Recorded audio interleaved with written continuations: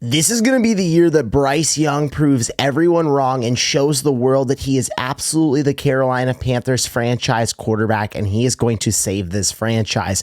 Now, it has been a very, very rocky start, to say the least, for Bryce Young and company in this new era. He started as the #1 overall pick, and we all understood the assets that the Panthers gave up to go get him. They shipped the entire house over to the Chicago Bears to go say, hey, Bryce Young is our franchise quarterback. This has to work. And the rookie year was so shaky. It was so up and down. The Panthers only won 2 games. They were last in the NFL in points per game and in yards per game. And things were really up in the air. And I will admit it, I was nervous at this point for how Bryce Young and the Carolina Panthers would bounce back from this moment. But it was from that point on when they started to nail every single decision. And that's why I'm so confident in this Panthers team for this upcoming season. Let's start from a year ago when the Panthers decided to hire Dave Canales, the critically acclaimed quarterback guru, to turn this ship around for Bryce Young. He had done it with 2 other quarterbacks in the past, and that was why the Panthers wanted to go out and get him. He had originally turned around Geno Smith,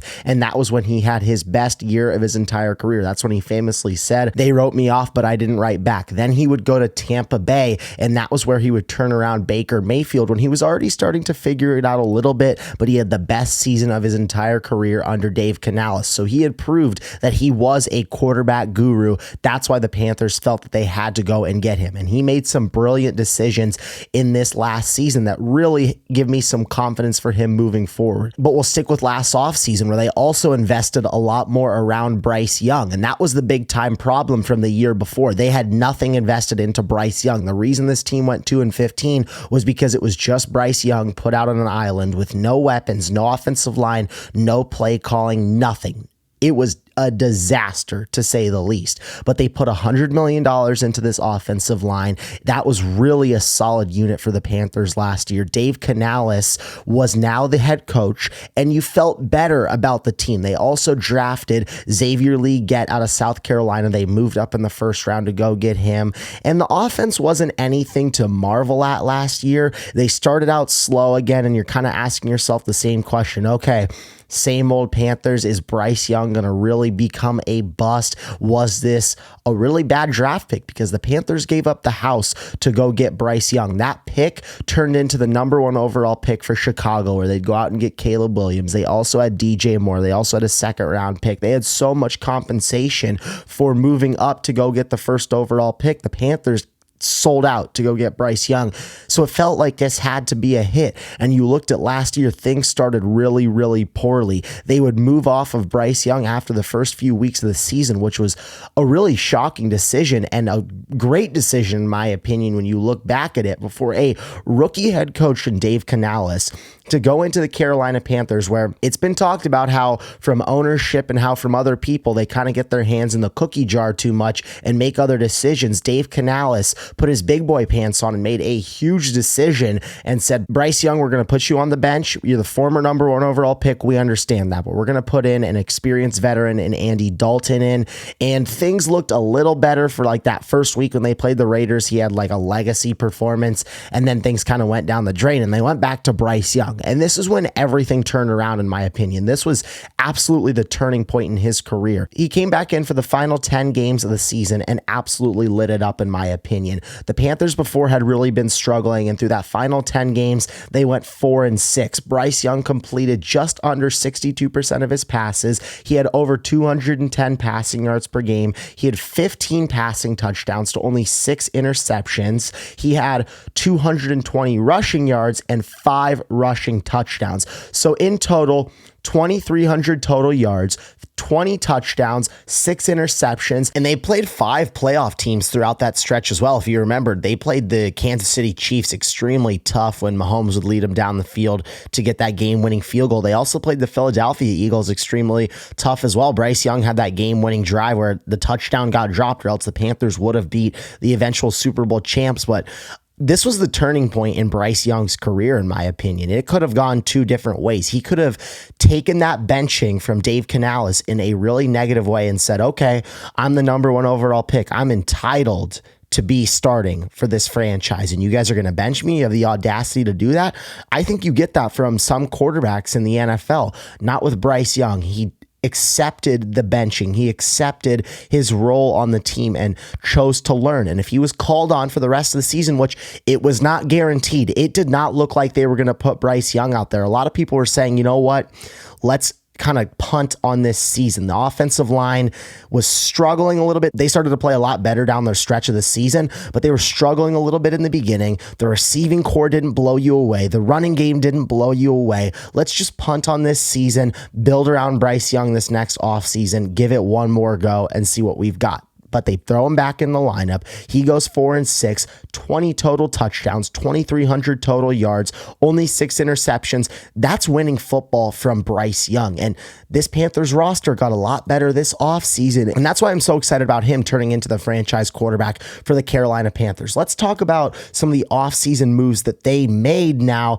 to really turn themselves into a true contender in the NFC. A guy now in Bryce Young that you are confident in, you think can really lead you to the promised land, or at least show strides. When you invest the number 1 overall pick in a quarterback, you want him to show strides early on that you're like, okay, this guy can be something. Bryce Young showed that, in my opinion, in those final 10 games, and the Carolina Panthers did a phenomenal job building around him this offseason. Let's start with the offense. They spent $100 million on that offensive line this past offseason. They hired Dave Canales, the critically acclaimed quarterback guru. They also put a first-round pick into Xavier Legette out of South Carolina last draft. Well, now they put out the entire artillery for Bryce Young. They spent a first-round pick on Teteroa McMillan, the number 1 overall receiver in the draft. He went 8th overall to the Carolina Panthers. In my opinion, this really rounds out this receiving core well. He is a big body 6'4" receiver that is a great jump ball threat. A lot of people compare him to Mike Evans, and that's when it gets you thinking, okay, Mike Evans, Baker Mayfield, Dave Canales, they all had a lot of success together in Tampa Bay. This could be a very interesting piece for this Carolina offense because Dave Canales knows how to use those big-bodied receivers, also a DK Metcalf, etc. It gets you thinking this could be a very, very good pairing for Canales getting Teteroa McMillan, but now it kind of rounds out this receiving core. You not only have the 8th overall pick this year, you had the former first-round pick last year in Xavier Legette. You also have Adam Thielen, a phenomenal route runner.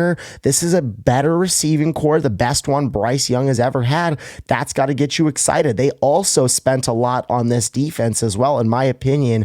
The 2nd round pick and Nick Scorton out of Texas A&M, he was a guy that some people were mocking to go in the 1st round, and he fell all the way to Carolina at number 51. In round 3, they drafted Princely Umanmielen out of Ole Miss, a nice little edge rusher as well. And this is when they started to just build and add pieces. Trevor Etienne at the running back position out of Georgia in round 4. Lathan Ransom also in round 4 out of Ohio State, a stud safety that really had a lot of success in college, a lot of production as well. I look at Jimmy Horn Jr., a wide receiver out of Colorado that had a lot of success with Deion and Shedeur Sanders. He could be a potentially interesting piece for this Carolina offense, maybe somebody that is a breakout candidate that could get some more reps this year. I'm excited about him. I think just overall, when I look at this Carolina team, I'm very excited about what they're going to do for this upcoming year. I think you finally have Bryce Young, who is confident. He knows he can get it done. He has people that believe in him now. After the rookie year, it was like, who believes in me? Who's really in my corner? It's just me out there. No weapons, no offensive line, no coach. It was a train wreck. Now you figured out the quarterback position, it feels like. Now you figured out the head coaching spot. Now this offensive line is a really good collective unit. Okay, this receiving core is starting to come together really nice. Chuba Hubbard is a really good running back when he's healthy.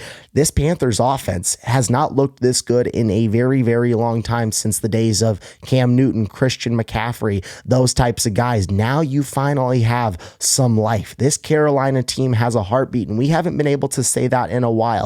And they have some nice pieces on defense as well. Derek Brown, one of the best interior defensive linemen in the NFL. J.C. Horn, a guy that I am just wildly excited about, and I feel like is one of the best corners in the NFL. He's just really, really struggled to stay healthy. But you've got Nick Scorton, a guy that fell in the draft. They signed Trayvon Moehrig, the former Raiders safety. They went out and got Tershawn Wharton from the Chiefs, Bobby Brown, Josie Jewell, Christian Roseboom. They added some nice free agent pieces on this defense as well. So I think right now that question mark is definitely shifted to the defensive side of the football. But I think for Carolina, you have to be really excited as you're going into this season. Bryce Young now has no more excuses. It is his time to fully blossom into what we all believe he can be. I think Bryce Young is going to have a big time year.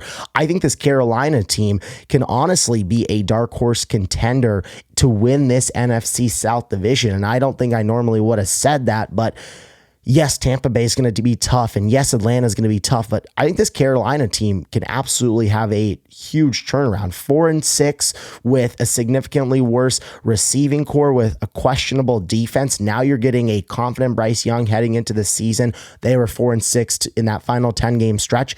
I think this team can play winning football, and it feels like a major win if Carolina can win 9 games. If Carolina wins 9 games, this is a massive win of a season, and then you continue to build around Bryce Young. But I think the Carolina Panthers have nailed their franchise quarterback down, and this is a huge deal for Carolina. I'm Caden Kubler, and thank you guys for watching.